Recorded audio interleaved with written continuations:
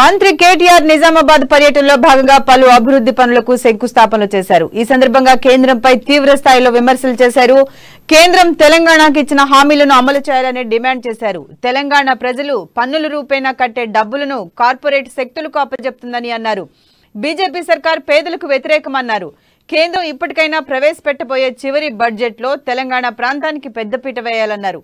పేదలకు అధిక మొత్తంలో నిధులు కేటాయించాలన్నారు।